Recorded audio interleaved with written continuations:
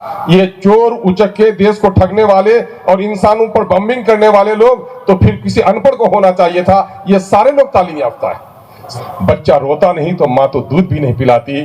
اور ماں اس بزم کو آراستہ کرنے والے پرائیویٹ اسکول، گورنمنٹ اسکول اور مدرسے کے سبھی اساتذہ، یہاں پر بیٹھے ہوئے میرے سبھی ذمہ دار ساتھیوں، بزرگوں، نوجوانوں، عزیز بچوں، میں تمہیں کیا کہوں؟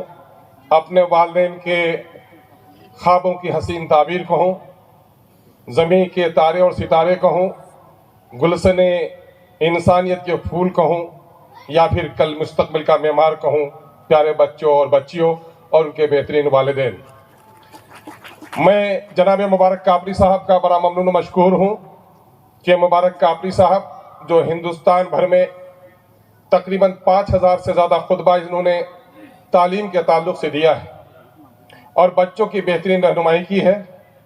گارجین حضرات اپنے بچوں کے تئیں کتنے ذمہ دار ہیں، سوسائٹی کتنی ذمہ دار ہے، حکومت کا کیا فریضہ ہے، اور بچے اپنے مستقبل کی تعمیر میں کتنا سنجیدہ ہو سکیں، اس کے لیے انہوں نے بڑی پاکیزہ رہنمائی کی ہے. میری ایک بڑی تمنا رہی کہ یہ علاقہ جو ہمارا سیمانچل کا علاقہ ہے بڑا پچھڑا اور پسماندہ ہے. اس جو صاحبہ نے ابھی روشنی ڈالی ہے اور انہیں افسوس ہوا ہے کہ بیٹیوں کی سنکھیا ساکشرتا کی اور بہت کم ہے، اور میں سمجھتا ہوں کہ آشا وادی ہے. میں دعوے کے ساتھ کہہ سکتا ہوں میڈم، آپ کسی بستی میں جائیں، 20+ کی عورتوں کو جگہ جمع کریں، 100 میں 10 بھی آپ کو ساکشر نہیں مل پائیں گی. 8، 10، 12، 15، 16 سال کی بچیاں ہیں، یہ بھلے ہی 100 میں آپ کو 30-40 مل جائیں، لیکن 20+ کی بیٹیاں ہماری جو ہیں وہ 100 میں آپ کو 20 نہیں مل پائیں گی ساکشر، یعنی لیس دین 20% ہمارے ساکشرتا کی در ہے. اور یہ وہ لوگ ہیں جن کے گود میں انسانیت پل رہی ہے، کل کا بھارت جن کے گود میں پل رہا ہے. تو آخر اچھی مائیں نہیں بن پائیں گی تو ہم اچھی نسل اور اچھا ہندوستان کیسے بنا پائیں گے؟ اس کے بارے میں ہم سب کو فکر مند ہونا ہے. آج کے دن میں وہ انسان جو یہ اولاد ہے اللہ کی نعمت ہے. ہمارے علماء کہتے ہیں اکثر کہ یہ جنت کے پھول ہیں، اگر تم نے اس کی صحیح طور پر آبیاری نہیں کی تو یہ دوزخ کے کانٹے بھی بن سکتے ہیں. آج ہر گارجین اپنے بچے کے لیے اچھا مکان، بہترین دکان، بہت ساری جائیداد، اچھے کپڑے، اچھا رشتہ کا طلبگار ہے، لیکن تعلیم کے تعلق سے اتنے فکر مند لوگ نہیں ہیں. اگر تعلیم کے تعلق سے فکر مند بھی ہیں تو آخرت کے تعلق سے فکر مند نہیں ہیں. ان بچوں کو تعلیم دینا ہم سب کا فریضہ ہے، اس کو ہم سب کو ادا کرنا چاہیے. سرکاری اسکول آپ کے ٹیکس کے پیسے سے چلتے ہیں، پرائیویٹ اسکول آپ کے ٹیکس کے علاوہ پیسے سے چل رہے ہیں، لیکن دوسرے علاقوں کے مقابلے میں سیمانچل میں سرکاری نوکری پانے والوں کی تعداد کم ہے، کوالٹی ایجوکیشن لینے والے بچوں کی تعداد کم ہے.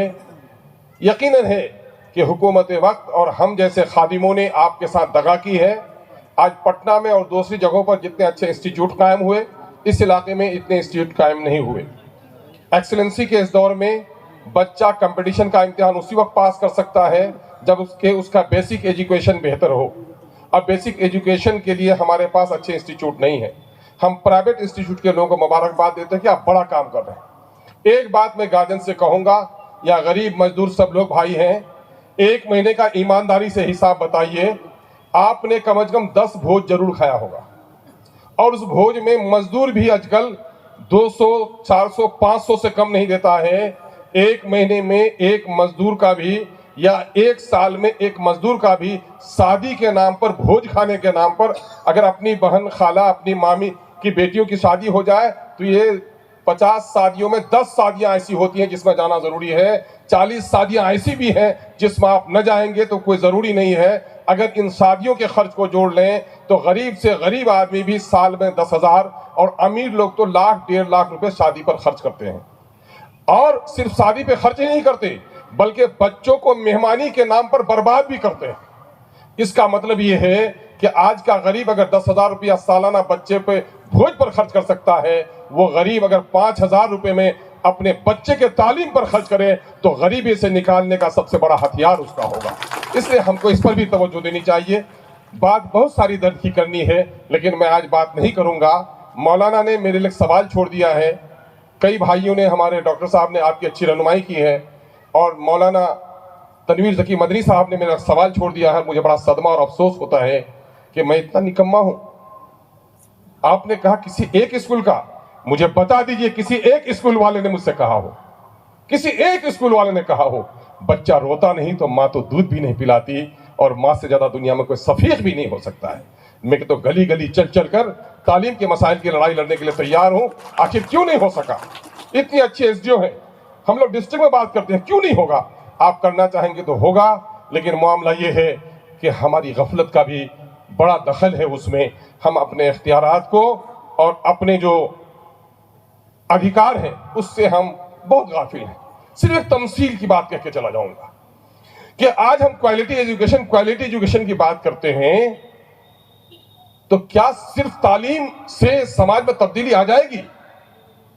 ہاں یقیناً ہے, تعلیم کلید ہے, ماسٹر کی ہے پرابلم کے حل کرنے کا, لیکن تعلیم کے ساتھ ساتھ اخلاق سے آراستہ تعلیم.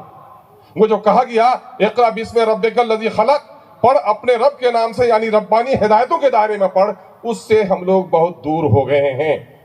میں ایک مثال دیتا ہوں, ہیروشیما ناگاساکی پر, بینک کرپشن پر, ای ڈی کی چھاپہ ماری پہ.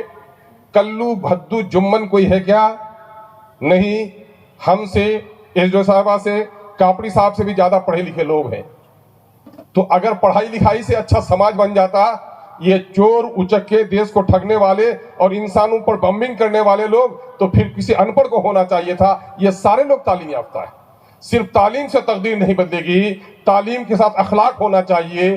میں کہتا ہوں لوہے کا ایک ٹکڑا ہے 1 کلو کا, آدھا کلو کا, کباڑی والے کے پاس بیچو تو 10-20 روپے دے گا, اور اسی ٹکڑے کو اگر چاقو بنا لو, بھاتی میں لوہار کے ہاں شولے میں رنگ دے کر اسے پیڑ دو, اگر آدھا کلو کا وہ ٹکڑا ہے اسے 10 چاقو بن جاتا ہے. وہ ٹکڑا ان پڑھ تھا, اس کی قیمت 20 روپے تھی, اب وہ ٹکڑا پڑھا لکھا ہو کر 10 چاقو بن گیا. ایک چاقو 50 روپے میں بکتا ہے, تو 10 چاقو کی قیمت کتنی ہو گئی؟ 500 روپے. یعنی تعلیم ملنے کی وجہ سے 20 گنا زیادہ قیمت بڑھ جاتی ہے, اس کی 25 گنا قیمت بڑھ گئی. لیکن دیکھو وہ چاقو کتنا کیسا ہے. وہ چاقو بچوں کے ہاتھ میں جا تو چاقو ہے, نادانی سے انگلیاں کاٹ دیتا. ماں کے ہاتھ میں ہے سبزی کاٹ دیتی. ڈاکٹر کے ہاتھ میں ہے تو وہ چاقو نہیں ہے, وہ نشتر ہے جو جسم کے گھاؤ کے زہر کو نکال دیتا ہے.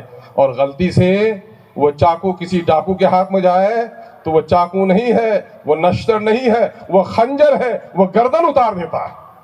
اس لیے پڑھا لکھا ہونا ضروری نہیں ہے. علم انسان کو انسان بنا دیتا ہے, علم ہی شہروں کو ویران بنا دیتا ہے.